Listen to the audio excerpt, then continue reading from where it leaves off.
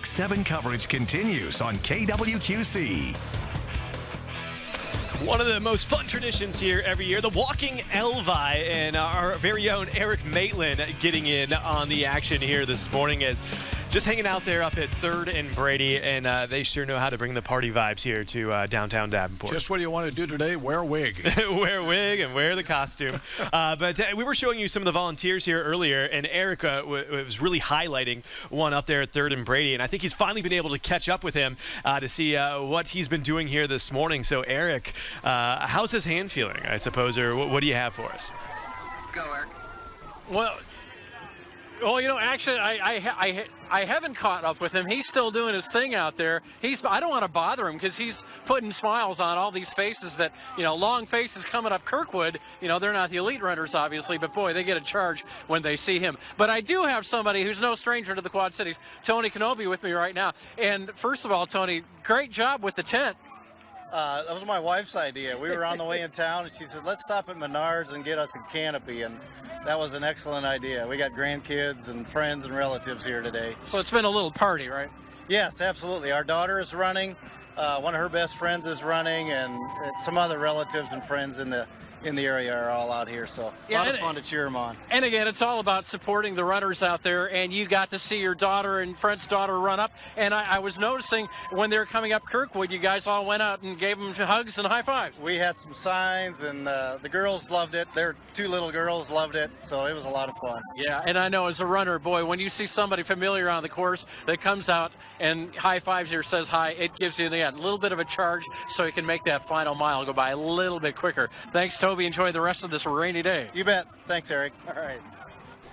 All right, thanks, Eric, and yeah, thank you again to all the volunteers here. Remember, over 4,000 of them to get all of these events on, and there was certainly some major coordination that took place here this morning. As we heard from Michelle. Was tested. This organization led by Michelle Juring and Laura Torgerud, they were tested to the limits with this weather, and boy, did they come through.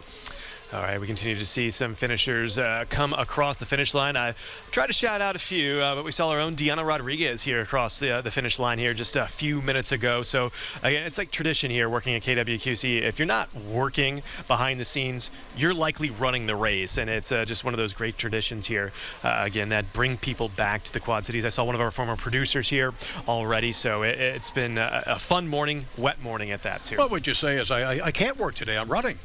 I wish I could say that. You can't work. They tied me down to this mic with you. Well, if we had to be out in the elements, that'd be a whole nother deal. But they protected us pretty well. So we were protected on Thursday night for the Brady Street Sprints, and the conditions were handled again today for the 51st Quad-City Times Bix 7. But it's been challenging for the athletes, but boy, they gave us a show, I'll tell you that. They certainly did with Wesley Kiptoo and Alex Mayer, really in a duel there for about 6.5 miles or so, and then Alex Mayer put the pedal to the metal, and one of the fastest times, 5th fastest time in Bix 7 history. That's what competition does. It brings out the best, and it forces you to be the best version of yourself, and both guys just ran their guts out. All right, we're looking at Kirkwood and Brady here as there's that final turn. I know you can see the Palmer Chiropractic Bridge across Brady Street, and you're like, oh, I have just a little bit more to go, and it is downhill from there. So a lot of these folks just finishing up their 7 miles out and back, and it's an accomplishment whether you run it or walk it. A mile is a mile, and there are 7 of them here. At the Bix 7. So one of the more fun races and the road races here. And you and I were kind of talking before the show, the difference between kind of like some of these half marathons and a road race. Some are flat, some are more hilly than others. And tell me the difference here a little bit between road racing and some of these longer distance runs. Well, it all depends. I mean, you have like the Chicago Marathon, dead flat world record course. Boston Marathon, New York City Marathon, no pace setters and hills. So one course is a time trial where they have a pace setter and a flat course, and they tow everyone out as fast as they can, and then in the final 5 or 7 kilometers they have a race. At the Boston and New York City Marathon, which have hills which are not record courses, there's no pace setters. So it's all the racers go to those. The guys like Meb Keflezighi, like Bill Rogers, like Joan Benoit Samuelson.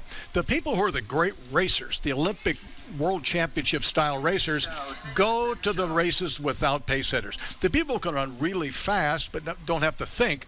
When you have a pace setter, there's no thinking because no one's going to go and do anything. So you turn your mind on pause and you just let your body just hit that tempo. I don't like paced races. I like competition, and we saw it at its height here at the Bix 7 in 2025. And again, we know this is the first year that we've had to postpone the start of the race. It's also the first year that we had the chance to have Bill Rogers on with us live during the race because typically he's running it. But I know we couldn't maybe see it on camera. I saw his eyes light up as soon as he knew it was going to be a duel there this morning, and it shows you how special this race is to him as well. No, it was the fact that we had Bill here, and it turned out to be one of the great competitions in Bix history is even that much more of a bonus. Having Bill was a bonus, but then having him being able to comment on one of the great duels, and believe me, he and Frank Shorter, 1981, had a duel here at the Bix 7, and Bill won that race. Bill was known for being a great duelist. Frank was a great racer, and so was Bill. They weren't record setters. They were racers who won competitions. Frank at the Olympic level, Bill at the major marathon level. Yeah, what a fun sight that was, and really a privilege was to have him up here. It's not every day that you get to call a race with one of the legends here at Bix 7. And Alex Mayer, Wesley Kiptoo putting on a show. You had Vivian Chepkurui on the women's side pulling away from Cynthia Limo, another former two-time winner of Bix 7. So it's been a really fun year, and you can see the fun costumes as well, the scuba gear. That was well done. Those scuba gear were thinking ahead. Yes, certainly. And you can see some ponchos out there, but as Kyle Keel said, you're either going to get wet from sweat or you're going to get wet from rain, so you might as well just soak it all in as walkers continuing the 7-mile trek around downtown Davenport. Remember, starting at the bottom of Brady Street Hill, goes all the way down Kirkwood, up to McClellan Heights and back out and back, and then you get to the post-race party. And man, not only do we have the volunteers, so many spectators here for it being a wet morning, all the umbrellas up. You can still hear people cheering all the folks on, as it's just a wonderful and truly a privilege to bring an event like this here to the Quad Cities. Let's head down to our own Will that is out there here this morning. Will, what do you have for us? Hey, so a big story always is the people who come out to support everybody across the course. Colin's here with me. You got to watch all your family take on maybe one of the rainiest Bixes we ever had. It's one of the wettest ones I've been to. It's been fantastic, though. I had my 2 boys out there running, my wife was running, and a bunch of in-laws running as well. And I imagine they've all finished, I think you mentioned. Yeah, they all finished. And now it's like the pressure's off, you get to kind of enjoy and everything. Yeah. And I imagine that, especially with a race like this, it's like, hopefully no blisters, hopefully just get them to see across the finish line. Yeah, luckily they're veteran runners, so they all do pretty well with it. Awesome stuff. And you had to bring the whole family out, right? Who's with you down here? This is my dog, Birdie. Birdie is, this is one of his first times to the Quad Cities, and his first time to the Bix, so this is a big deal for him. Hey, a big day for everybody, you know, record-setting whether for the rain or celebrating all the way around. Colin, thank you for joining me. All right, Back thanks. to you guys. Have a good one. All right, thanks, Will. And we have some money to give away. You know, there's that whole prize aspect here of winning the race. That's true. This is a professional endeavor. All right, so let's head down to the we're going to be heading down to the check presentation here in just a second as Alex Mayer will collect his winnings, and so will Vivian Chepkurui. And, of course, you have the Beat the Elite winner there, Carter Richter, who will also be collecting his $2,500. Said he's already going to donate $500 to parts of helping people swim here in the Quad Cities. He's a lifeguard. So. And then in the not-too-distant future, I don't know exactly when, sometime around 11 o'clock, I would think, down at the Quad-City Times Plaza, there will be the award ceremony. So that's where the party is also going on, so the festivities continue. Now, remember, we have the Greg Newell Award, Elise Caldwell Award as well. That's given to the fastest Quad Cities residents. So that's just another, again, races within the race itself, whether it's the main one or whether we have that. We had the high school challenge that we heard from both of the winners there, one from Pella, another one from PV, where that running program continues to be a powerhouse. Masters competitions as well. All right, and you have Joey Danya down there for the check presentation. Joey, take it away. Hey guys, yeah, I am here with one of the fastest men to ever run the Quad City Times Bix 7, Alex Mayer. only the third guy to ever go sub 32 here at the Bix.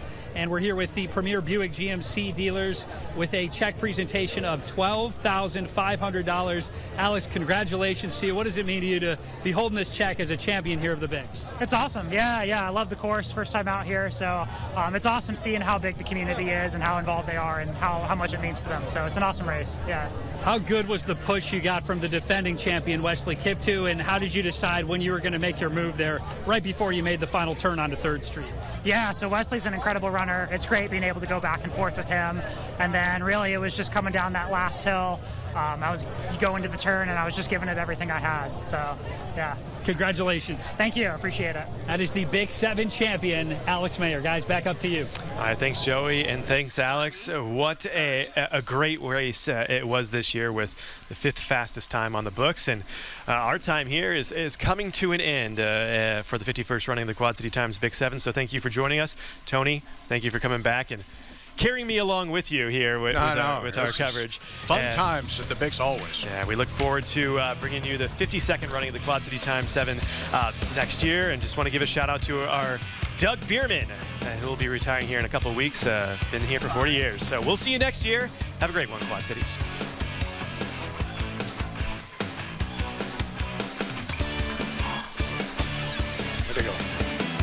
Bix 7 Road Race on KWQC TV6. Broadcast sponsored by John Deere.